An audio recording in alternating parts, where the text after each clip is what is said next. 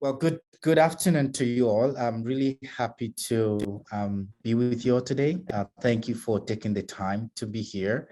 It's past 3 on Friday, so we know that it's coming to the end of the week, and so we always want to take that time at the beginning to really appreciate everyone for being here. It's been a long week for some people, so taking the time to be here means a lot to us. I would like to welcome you to the third session of Policing Dialogue and Community. My name is Taiwa Falabi. I'm the Canada Researcher in Socially Engaged Theatre and the Director of the Center for Socially Engaged Theatre here at the University of Regina. I'm also an Assistant Professor in the Theatre Department. As a way for us to start, I would like to acknowledge that the University of Regina, where CSET is situated, is on the territories of the Nahiawak, Anishinaabe, Dakota, Lakota, and Nakota, and the homeland of the Mischief Nation. The University of Regina is on Treaty 4 lands with a presence in Treaty 6. For me, I always say that land acknowledgement is a reminder of our shared histories, memories, systemic realities, and the intricate collective action towards change. While our dialogue obviously focuses on policing in the context of Canada, and to even be more narrow, we're talking about, Saskatchewan and the prairies. I am constantly reminded that this discourse is relevant across the world, including my own country of birth, Nigeria, and elsewhere. I also would like to acknowledge two of my doctoral students who have been working with me on this project.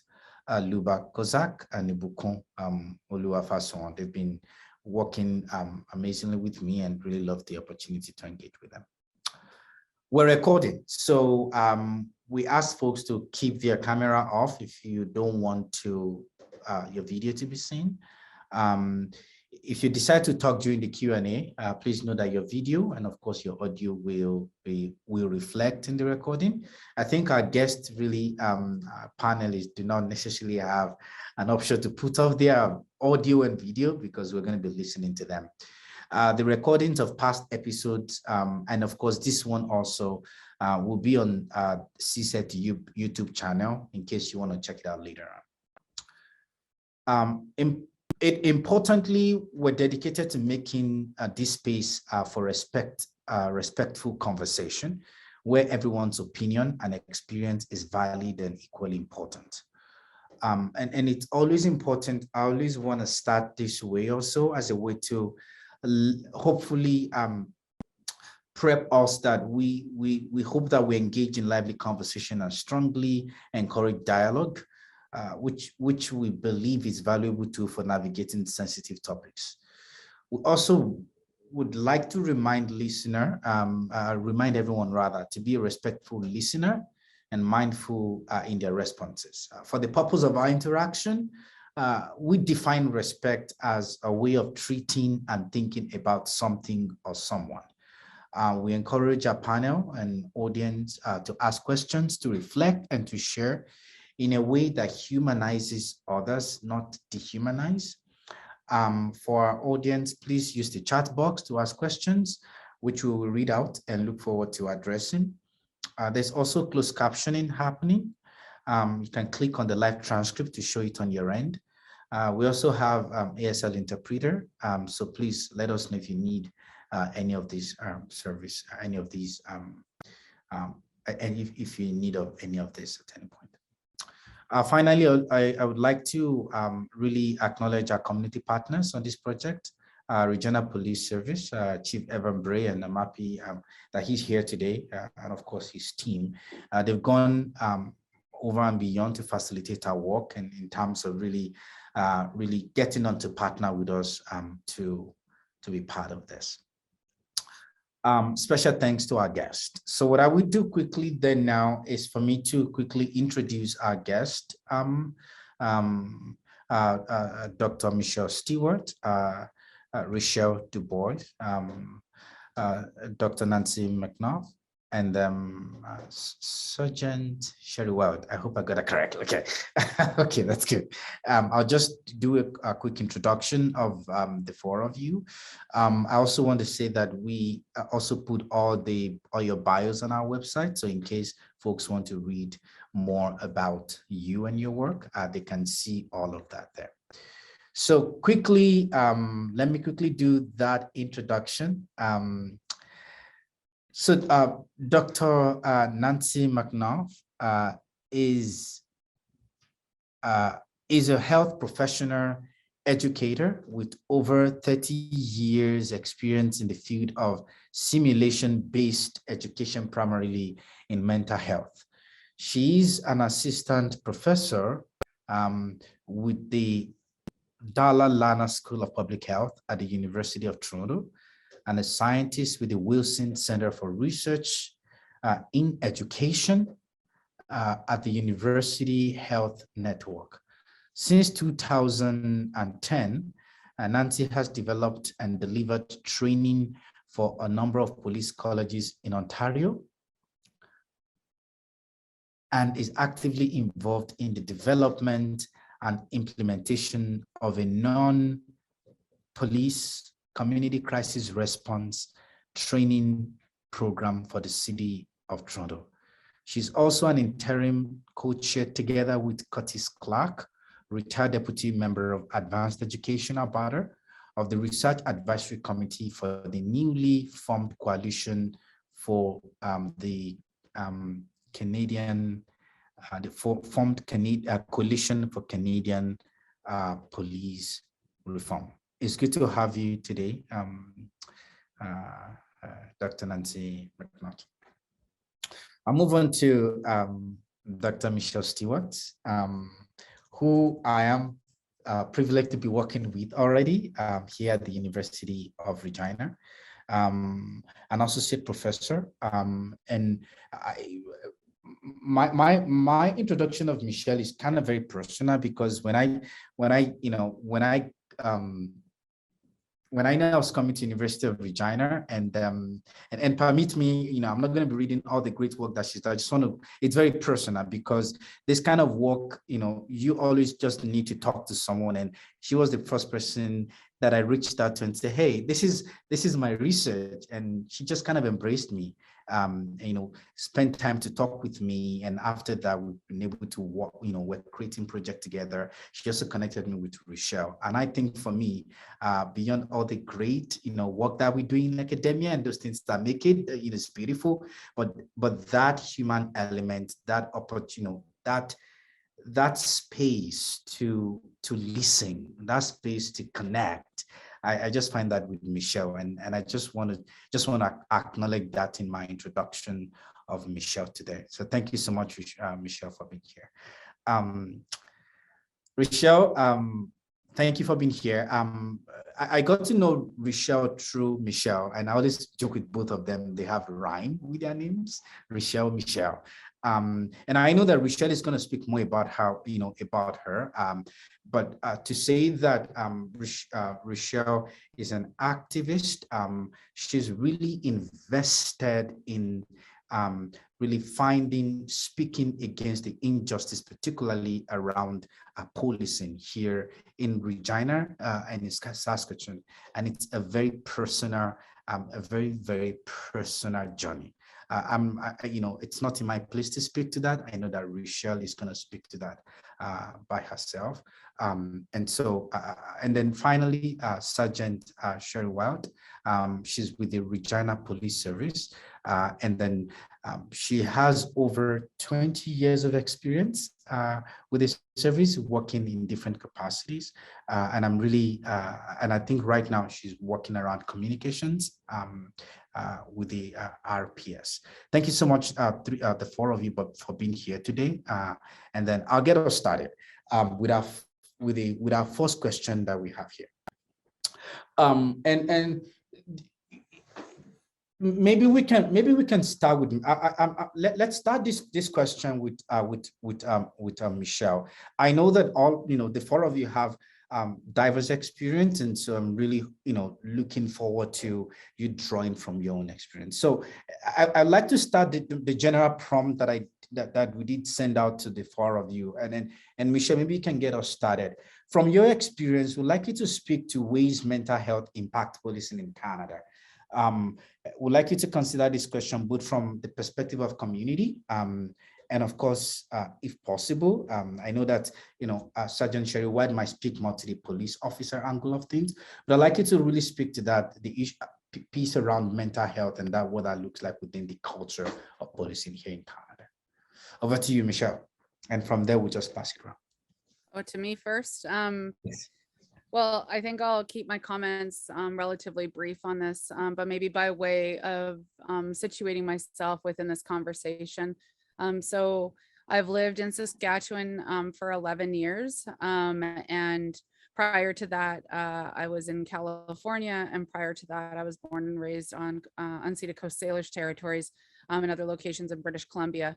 I say this because I came to Saskatchewan after having conducted my dissertation research on policing practices in British Columbia, focusing on our CMP practices specifically as it relates to policing, as Taiwo kind of gave us the language, right? The systemic realities of policing, right? So what does it mean to have conversations about policing in the settler state? If we think about colonialism being an ongoing kind of sense and timing of occupation.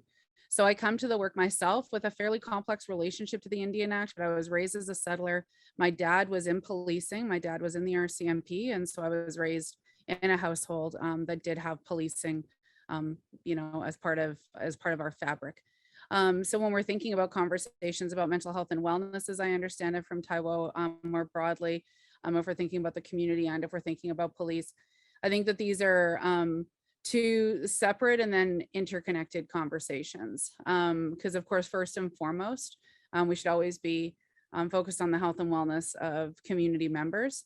What we're becoming increasingly aware of, I think, if we look at the history of policing practices and maybe the tone and nature of the conversation around mental health and wellness for police officers, say in the past 10 to 15 years, we're seeing more attention to the question of mental health and wellness for first responders more broadly, not including and not limited to police officers at times. So we pivot. Sometimes we're looking at the wellness of a group of first responders. Sometimes we're looking specifically at the health and wellness of police officers. And then there's a whole cluster of conversations that happen there, sometimes around the question of critical incidents that police officers might find themselves a part of, how those critical incidents are understood, and how police officers are then taken care of within not only their police force, or within police culture more broadly, but then within professional fields. And I think for myself, something that we can see and think about is in the absence of effective care and supports, there is collateral damage. And that collateral damage can fall into family homes, it can fall into frontline encounters and the like. Speaking though, before maybe we throw it to Sheri or someone else that would speak really from the policing perspective, the work that I do, in community and professionally is work that focuses on the ongoing impact of colonialism on the lives of individuals who live at the margins of the settler state. And so here, what I'm really focused on is what does it mean to talk about the legal system or the justice system in Canada from the experiences, lived experiences of individuals who are subjected to the legal systems. And in Canada, and as Rochelle and I have written about in other places, there is a two-tier justice system.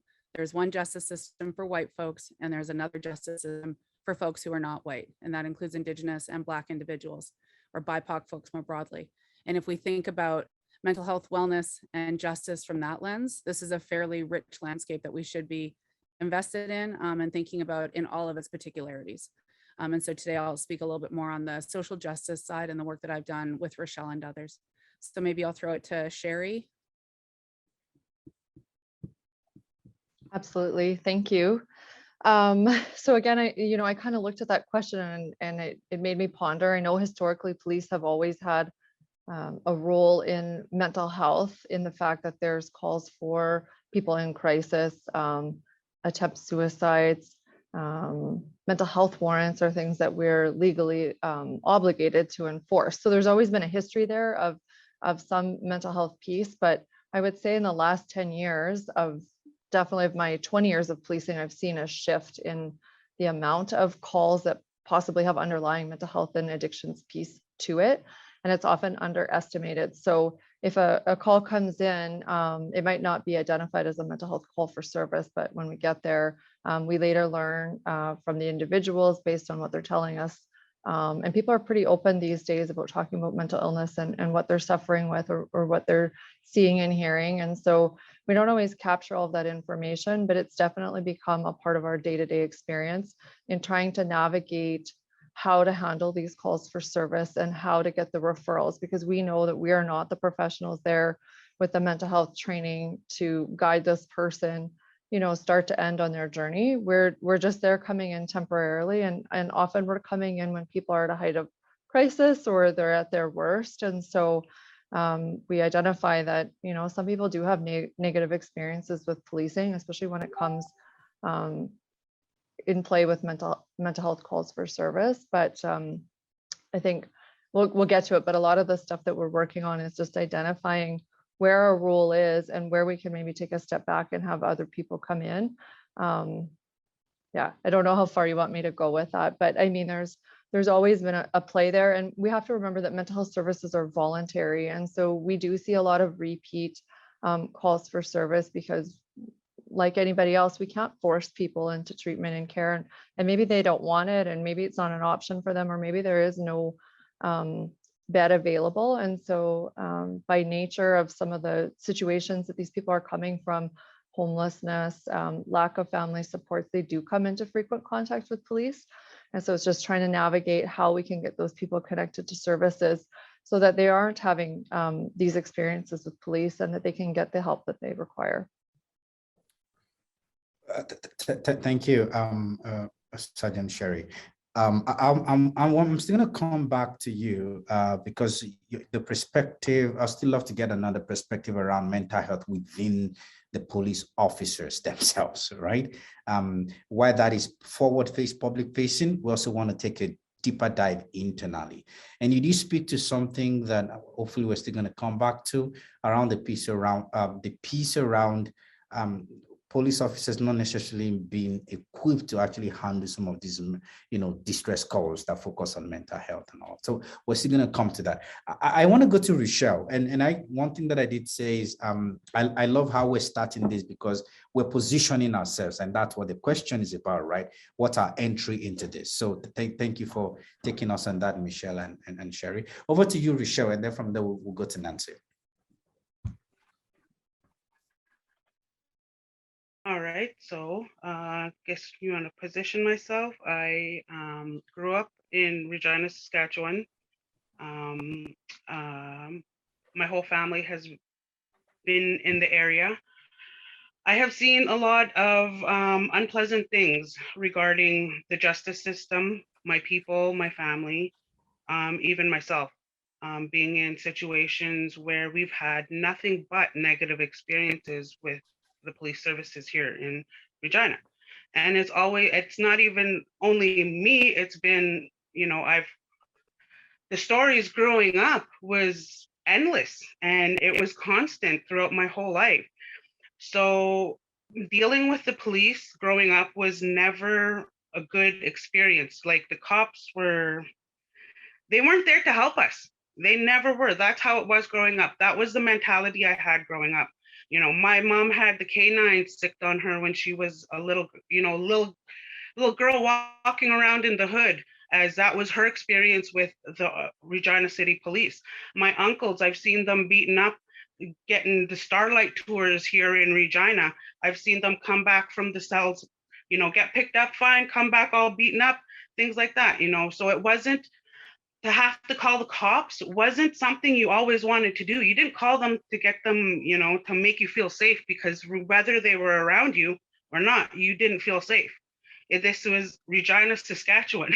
Anybody who has lived here knows the rate of the racism here, the systematic racism, was very prevalent here in Regina, and it's always been like that. You know, when I moved away to another province, I was shocked because people were more accepting. growing up in Regina, it wasn't like that. It was very racist place. And to say that it's getting better, I would say it's getting more diverse. Things are changing. I think there's still a lot of changes that need to be take place for everybody in the community. I have worked, like I said, have been a frontline worker for many years now. So I've had to make those calls, mental health calls for some of my clients. I've had to see the interaction, and I've had to advocate for some of my clients as well, and a lot of my family and people really close to me, when the cops had to be called, even if it was just there to stand there and listen and to take notes and to make sure that they're being treated properly, because I've seen so much injustice that it is generally hard for me to put my trust and faith in a system that was never meant for me or my family or my people. So now to say that things have changed in 10 years, yeah, I'm sure we've come a long way, but hey, we've come a long way in a lot of years, right? I mean, at least we're not getting, handed smallpox and blankets anymore, and their Starlight Tours isn't happening as much anymore, things like that. But these things are still happening. The injustice in the system is so prevalent and so ingrained. And I'm glad to see that there's more conversations that we're talking about it, because you didn't talk about it back then. My people, my family, they didn't stand up to cops. They didn't put in a complaint. I don't think I know anybody who really have put in a complaint other than me. I'm complaining. I'm like, but you know what? I have nothing else to lose. I don't have a criminal record, which a lot of people, can't call the cops because they have criminal records or because they have other issues. So they're not safe to call the cops. Me, I don't have a criminal record. So they have nothing to take me on. That's one of the first things. To this day, I still drive around and I see a cop car and your heart starts beating. You start panicking, you start sweating. That is something that has been in me my whole life, and I don't know if that will ever go away. I hope that that's not how my children are growing up, but I can tell you that's how it's already starting to go. So I think more of these conversations definitely needs to happen. I mean, we can't put on, some ribbon skirts and, say that everything is fine. That is a very good start. Getting involved in the community and actually finding out who, who the police are working for. These are my people. These are, my class. Let's just say it. Where I grew up. I grew up in the hood, North Central Regina. That's where I grew up. And it is a totally different place than, the outskirts of Regina. The White City, let's say, Pilot Butte. North Central is way different. It's a whole nother world out here. And it needs to have a lot of work done to it. So I'm just going to leave it right there. Well, thank you so much, Rochelle, for bringing that your own personal experience and really thinking around how that experience informed your perception and issues around mental health, and those that you've worked with and you continue to really speak for and advocate for. We're still going to come back, because I know that part of what you and I and Michelle are doing around the story of your son that you've graciously given to us to work with you on, we're still going to come to that. Nancy, I know you're coming from an educational background, and with and acting also. Do you want to speak to the question? Over to you, please. So first, I want to thank you for inviting me to this conversation. I'm hearing so many of the kind of concerns and tensions that I go through in my own head when I'm working with police educationally, when I'm working with responders educationally. I also want to say that I am a settler, and from a settler background, and I'm a product, of a colonial system, and I'm learning every day, and I'm learning to be an ally, how to be more open and learn more about the realities that we're talking about today. you know, I came into this work really as an actor, and I think it is one of the foundational things that still is important in terms of work that we engage, because we engage in work with policing cadets, recruits, people who have been in the field across many different policing services, and now also with non-policing community responders. And I like to think that we work kind of at the pointy end of the pointy end. So we put nightmares on their feet, right? So, and there is a pedagogical approach that's not simply we are putting scenarios on their feet to shock and creation. However, disruption is part of the process. Disruption so that people can reflect on not only but why this kind of a conversation person in front of them. What ends under have with one that you just meet for the first time and are assuming a whole bunch of stuff about, right? So what we do is we stop and start a lot in terms of talking through, you know, do you know, do they know your name? Why is it in this kind of a conversation? Is there a way we can change Nancy, this? What do you think? Nancy, Yeah. Can you hear me? Nancy, Yes, can you I'm hear me? looking up. Yes, you're breaking. I wonder can. if you want to put off your video, maybe that might be helpful. Perfect. Okay. So sorry. So yeah, it's a very and the things I wanted to come in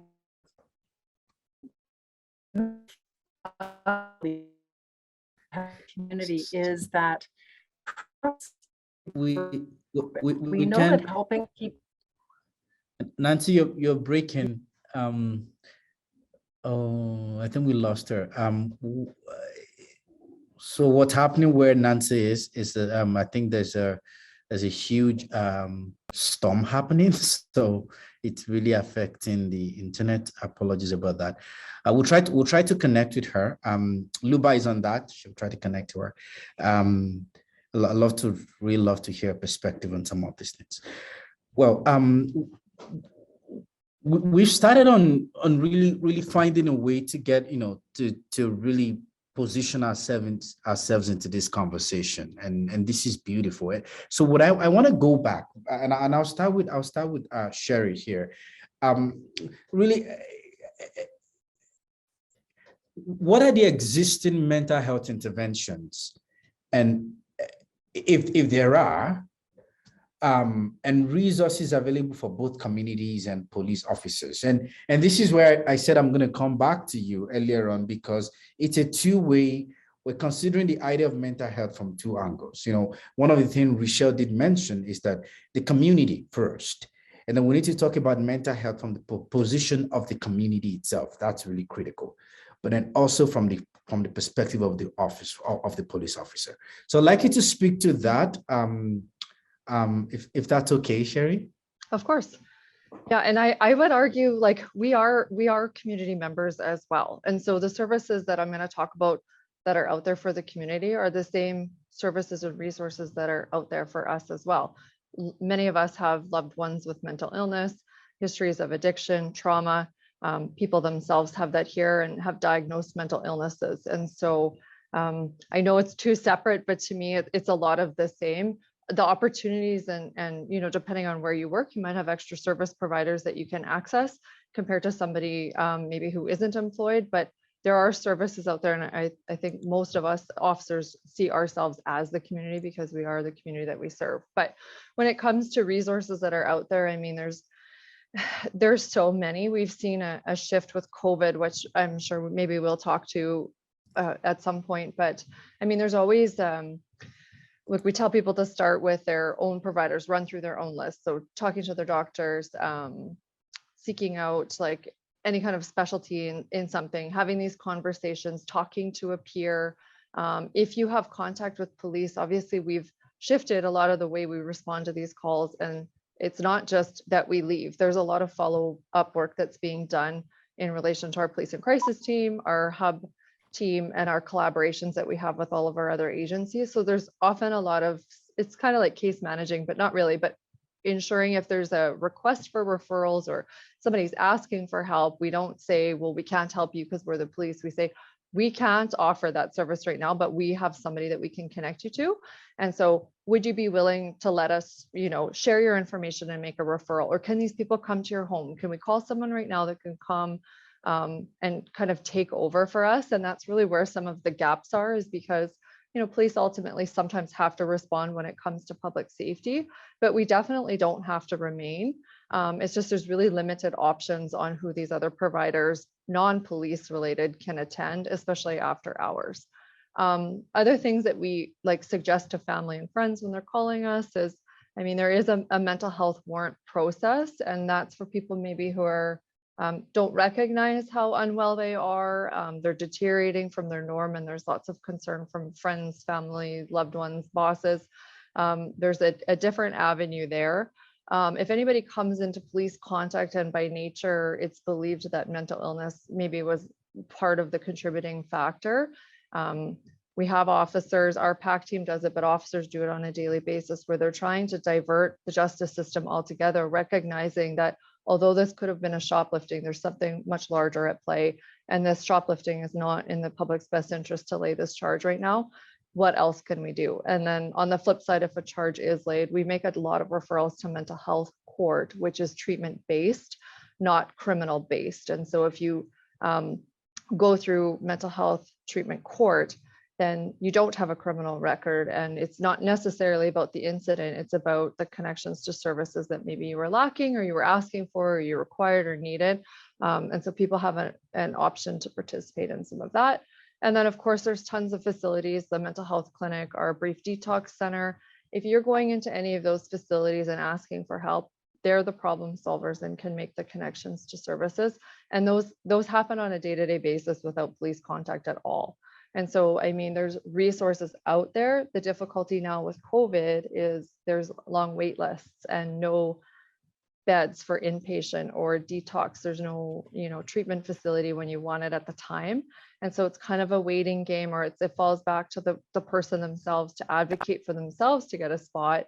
And sometimes that brings them into contact with police, and other times, they have the ability and they can make those connections. But if you can't get into treatment and that's what you're seeking, depending on what the conditions are of mental health, sometimes there's going to be some contact with police. But I can speak for our PAC team. We do this hourly. We're always diverting from hospital, diverting from cells, and making those connections to the services that people are asking for, and they can decline our services. We definitely can't force anybody to do anything.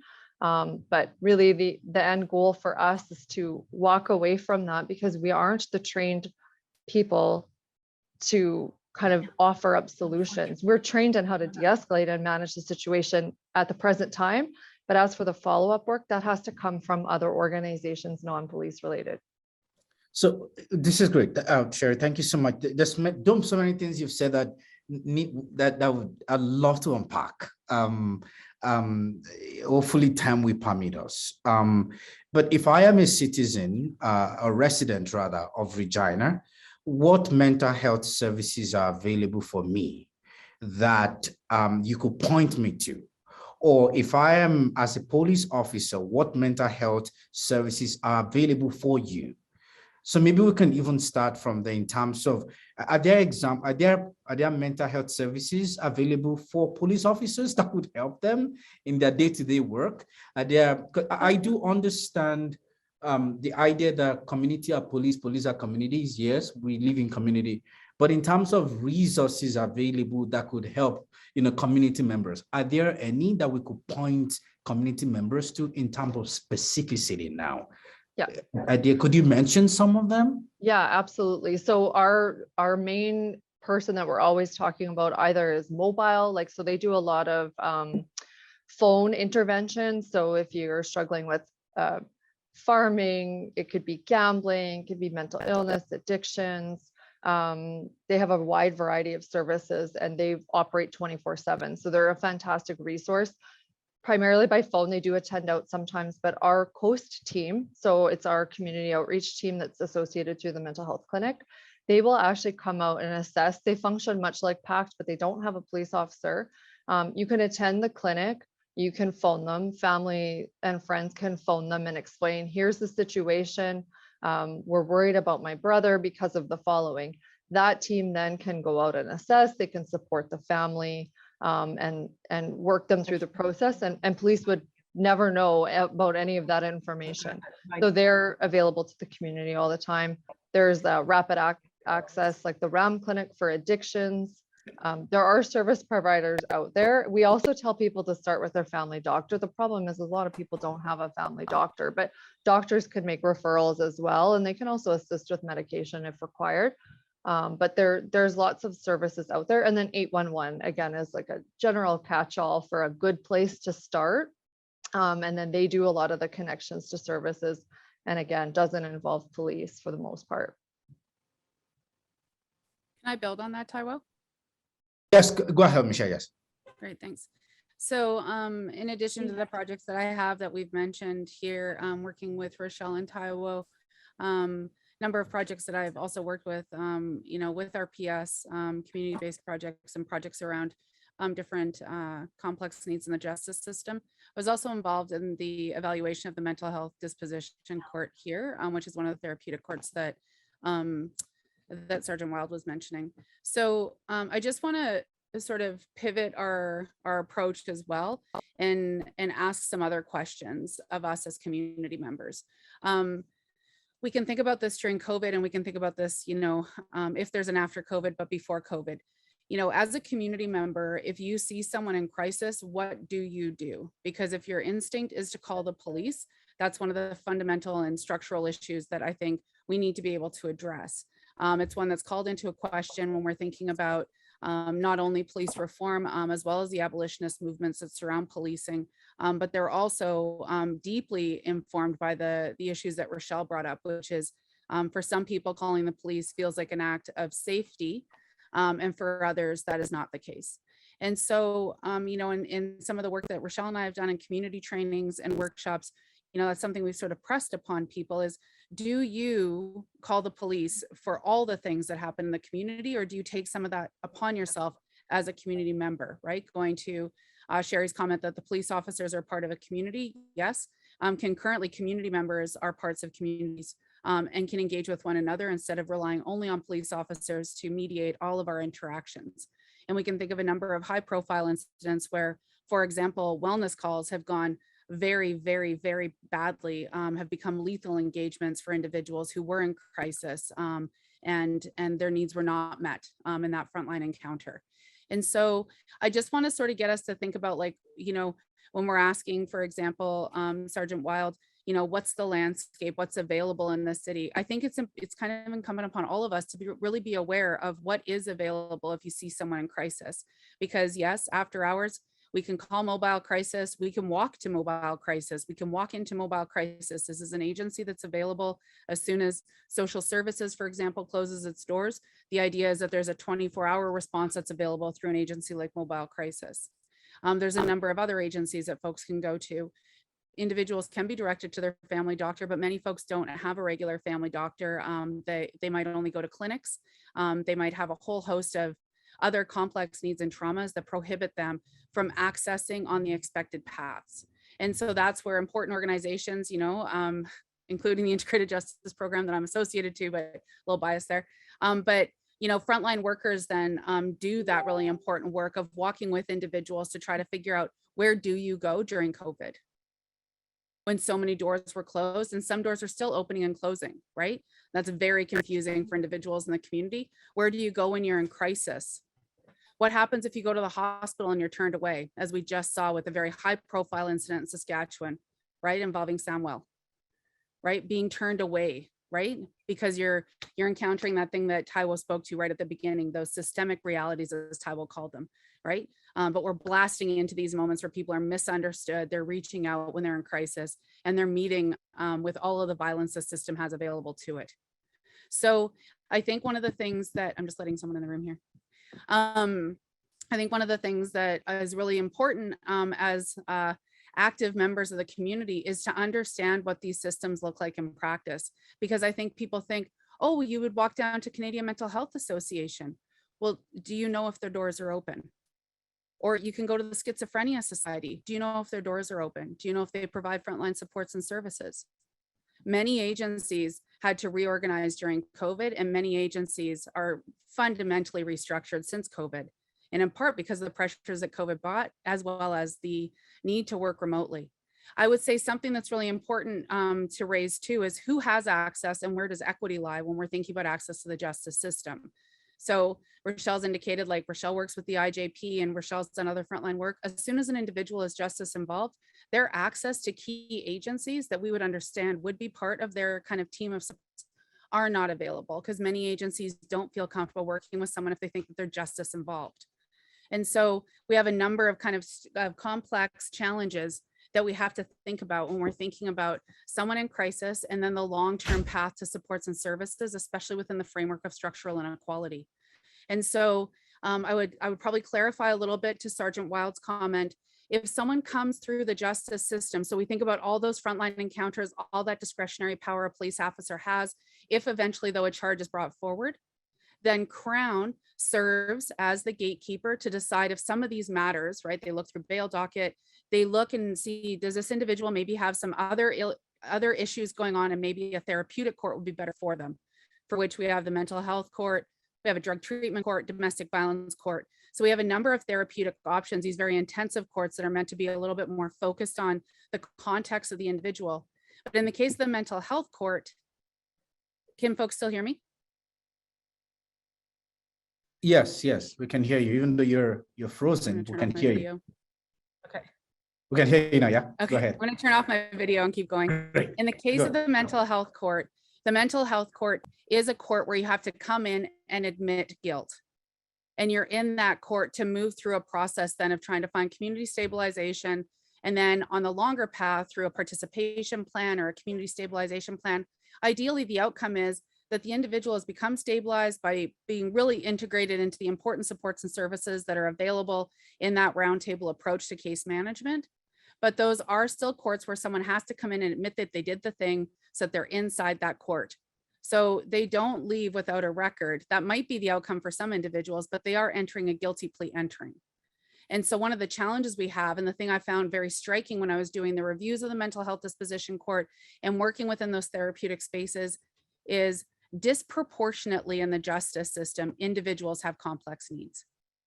Disproportionately in the justice system, needs could be better met using therapeutic and alternative approaches or restorative approaches to justice. And it's disproportionately the case that we continue to fund on the justice side and we don't fund on the community side. And so that's where I always go back to is how we're spending money. We need to spend money more effectively, more in line with what community needs, and in recognition of the stark reality, which is the overrepresentation of Indigenous individuals in those courts and the overrepresentation of Indigenous individuals and individuals with complex